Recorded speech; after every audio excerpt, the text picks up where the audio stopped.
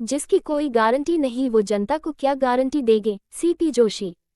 चित्तौड़गढ़ राष्ट्रीय स्वयंसेवक संघ की नाराजगी और संघ के समर्थन से चुनाव लड़ने को लेकर भाजपा प्रदेश अध्यक्ष सीपी जोशी का बड़ा बयान सामने आया है। उन्होंने कहा कि समान विचारधारा से और समान मंतव्य से राजस्थान का चुनाव लड़ा जा रहा है। कहीं समन्वय नहीं होने की स्थिति में समन्वय स्थापित किया जाएगा। दरअसल भाजपा के प्रदेश अध्यक्ष सीपी जोशी चित्तौड़गढ़ विधानसभा प्रत्याशी नरपत सिंह के चुनाव कार्यालय के उद्घाटन के दौरान चित्तौड़गढ़ पहुंचे थे, जहां कार्यालय के उद्घाटन के बाद उन्होंने पत्रकारों से बातचीत की। उन्होंने कहा कि भाजपा स्पष्ट बहुमत से सरकार बनाने जा रही है और पूरे प्रदेश में भाजपा का बेहतर माहौल है। वहीं चित्तौड़गढ़ में निर्दलीय चुनाव लड़ रहे चंद्रभान सिंह के विरोध को लेकर प्रदेश अध्यक्ष जोशी ने कहा कि उनका व्यक्तिगत मतभेद हो सकता है, लेकिन उन्हें पार्टी को या किसी समाज को गाली नहीं देनी चाहिए और टिकट का निर्णय संसदीय बोर्ड का निर्णय है। अब इसके आप भले ही मुझे पर लगे, इससे कोई फर्क नहीं पड़ता है। इस दौरान भाजपा संगठन के जिला अध्यक्ष मिट्ठू लाल जाट और संगठन के पदाधिकारी मौजूद रहे। इस दौरान प्रदेश अध्यक्ष जोशी ने कार्यकर्ताओं के सम्मेलन को भी संबोधित किया और कार्यकर्ताओं से भाजपा को जीतने का आह्वान किया। देखिए, पार्लियामेंट्री बोर्ड निर्णय करता है। ये मैं ये जरूर कह सकता हूँ कि पार्टी के निर्णय के साथ सबको चलना चाहिए और पार्टी को विजयश्री दिलाने के लिए हम सब लोगों को मैं तो साहब राजस्थान भर की बात करूँगा। आइए हम जिस पार्टी को आज मैं जहाँ से जिम्मेदारी मिली है, तो ये पार्टी का ऋण है। चित्तौड़ के लोगों का ऋण है कि मैं 2 बार सांसद बना हूँ यहाँ, वो जीवन में कभी नहीं बोल सकता। जो पहचान मिली है वो पार्टी की वजह से मिली है। तो हमारे पार्टी के जिलाध्यक्ष माननीय बिचुला जी, पार्टी के वरिष्ठ नेता माननीय कपिल जी, माननीय सागर जी,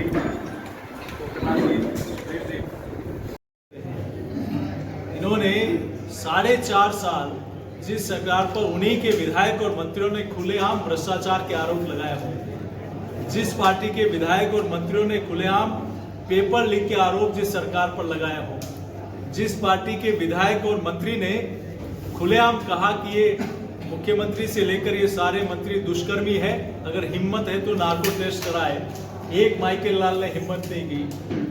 जिस पार्टी के विधायक और मंत्रियों ने खुलेआम कहा कि हम अपने जिन मैनिफेस्टो के आधार पर सरकार में चुन के आए, उस पर एक भी काम पूरा नहीं हुआ, अब किस मुंह से हम जनता के बीच में जाएंगे। तो उस सरकार को जहां अपने विधायकों का और मंत्रियों का विश्वास खो चुकी हो, उस पर जनता क्या विश्वास करेगी।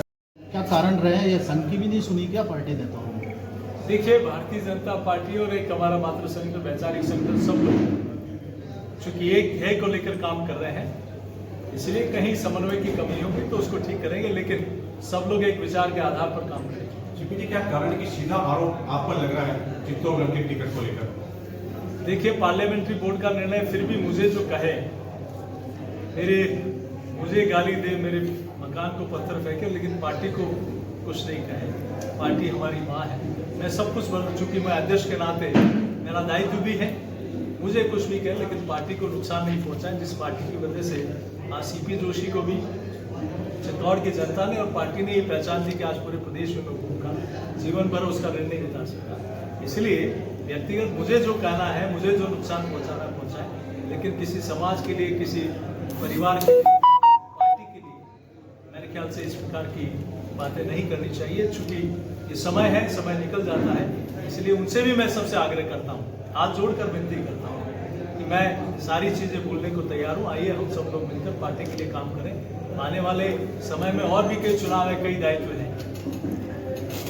सारे निर्णय लेता है और हर चुनाव में कहीं के रिवेल होता है, कहीं के स्वाभाविक रूप से जहाँ सत्ता आती हुई दिखाई देती है, वहां सबको लगता है कि मेरा वहां हक बनता है।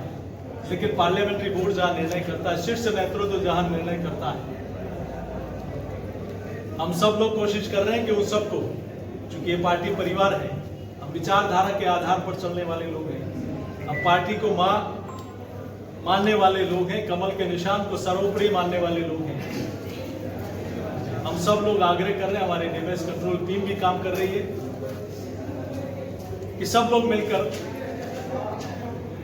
फिर से भारतीय जनता पार्टी को विजयश्री पताका फहराने के लिए हम सब लोग साथ आए और आज और कल के दिन हम इसी अभियान में लगे हैं कि सब लोग पार्टी के साथ चले और पार्टी को जिताने का काम करें।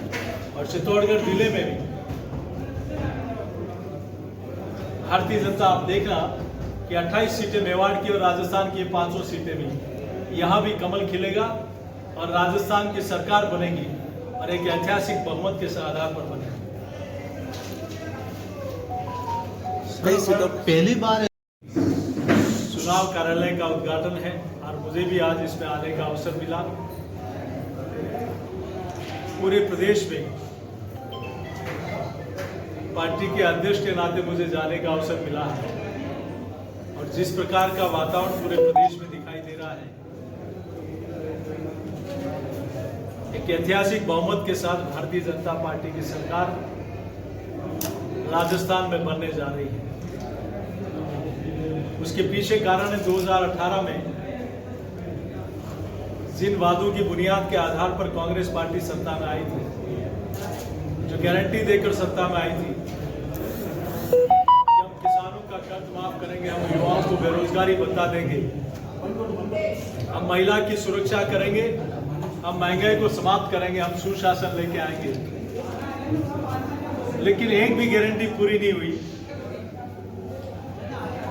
आज गारंटी अगर राजस्थान की जनता किसी की मानती है तो नरेंद्र मोदी जी की, और ये विश्वास है कमल के फूल के प्रति, भारतीय जनता पार्टी के प्रति और नरेंद्र मोदी जी के प्रति। तो मैं दावे के साथ कह सकता हूं कि जिस प्रकार से कांग्रेस पार्टी ने एआरसीपी को लेकर यात्रा शुरू की, एक दिन बाद ही उसको बंद कर दिया। गारंटी को लेकर यात्रा शुरू की, वो भी उनको लेकर बंद करनी पड़ी, जिनकी कोई गारंटी अब जनता मानने को तैयार नहीं, वो किस बात की गारंटी देती है। अब भारतीय जनता पार्टी ने अपना संकल्प लिया है कि भाजपा की सरकार में महिलाओं की सुरक्षा होगी, युवा के सपनों को उड़ान मिलेगी, किसानों को समृद्धि होगी, राजस्थान का विकास होगा और ये तुष्टीकरण जो राजस्थान को तालिबान बनाया हुआ है, ऐसे तालिबानी फरमान बनाए जारी किए पिछले 5 वर्षों में, राजस्थान सबका साथ, सबका विकास, सबका विश्वास, सबका प्रयास, जो 140 करोड़ जनता के लिए आदरणीय मोदी जी और भारतीय जनता पार्टी योजना बनाती है, राजस्थान में भी इस ध्येय के साथ काम होगा। और मैं ये दावे के साथ